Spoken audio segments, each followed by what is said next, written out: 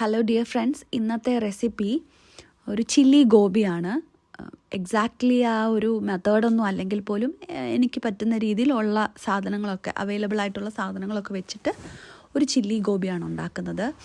അപ്പം അതിൻ്റെ കൂട്ടത്തിൽ ഫ്രോസൺ പൊറോട്ട ചുട്ടെടുത്ത്, ഇപ്പോൾ ഫ്രോസൺ പൊറോട്ടയും ചില്ലി ഗോബിയും ആയിരുന്നു. അപ്പോൾ അതിന് വേണ്ടിയിട്ട് ആദ്യം തന്നെ കോളിഫ്ലവർ എല്ലാം കട്ട് ചെയ്ത് നന്നായിട്ട് മസാലയൊക്കെ ചേർത്തു.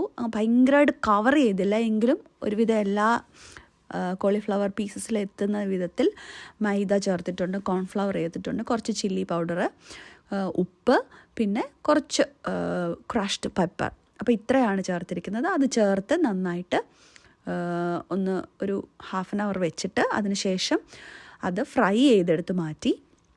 അത് കഴിഞ്ഞിട്ട് അതിൻ്റെ മസാല, ഇഞ്ചി, ഗാർലിക് എല്ലാം ഫൈൻലി ചോപ്ഡ്, പിന്നെ ടൊമാറ്റോ ചേർത്തു, പിന്നെ സെലറി ആദ്യം ചേർത്തിട്ടുണ്ട്, പിന്നെ കുറച്ച് ഗ്രീൻ ചില്ലീസ് ചേർത്തിട്ടുണ്ട്.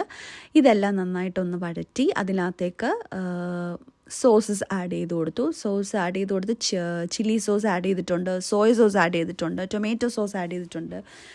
പിന്നെ അങ്ങനെ അങ്ങ് ഒത്തൻറ്റിക് വേയിലൊന്നും അല്ല ഉണ്ടാക്കിയിരിക്കുന്ന ഒരു ഐഡിയ വെച്ചിട്ട് ലൈക്ക് ആ ഒരു രീതിയിലൊക്കെ തന്നെയാണ്, ആ ഒരു ടേസ്റ്റൊക്കെ തന്നെ കിട്ടും.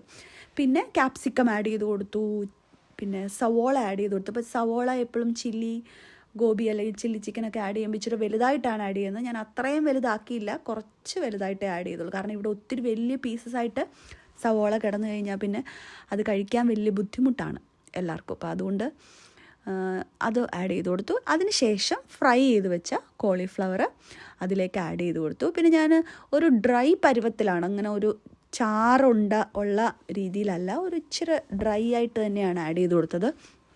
പിന്നെ ലാസ്റ്റിൽ ഒരല്പം വെള്ളം ചേർത്തു. അതായത് ആ അരച്ച് ലൈക്ക് മാരിനേറ്റ് ചെയ്ത് കോളിഫ്ലവർ മാരിനേറ്റ് ചെയ്ത് വെച്ച പാത്രത്തിലേക്ക് ഒരു ഇച്ചിരി വെള്ളം ഒഴിച്ച് അതൊന്ന് ഒരു അല്പം അതിനകത്തോട്ട് ഒഴിച്ചു കൊടുത്തു. പിന്നെ എന്നിട്ട് അടച്ച് വെച്ച് നന്നായിട്ട് കുക്ക് ചെയ്തു. ലാസ്റ്റിൽ സ്പ്രിങ് അണിയൻ ചേർത്ത് കൊടുത്തു. അപ്പോൾ സ്പ്രിങ് അണിയനൊക്കെ ഫ്രോസൺ ആയിട്ടിരുന്നതാണ് കേട്ടോ, ഞാൻ ഫ്രോസൺ ആക്കി വെച്ചിരുന്നതാണ്. അപ്പം അതായിരുന്നു ഇന്നത്തെ ലഞ്ച്. ഇത് ഡിന്നറിനല്ല ഞങ്ങൾ കഴിച്ചത്, ലഞ്ചിനാണ് കഴിച്ചത്. ഒരു ഡിഫറെൻ്റായിട്ട് പൊറോട്ടയും ചില്ലി ഗോബിയും കഴിക്കാമെന്ന് വിചാരിച്ചു.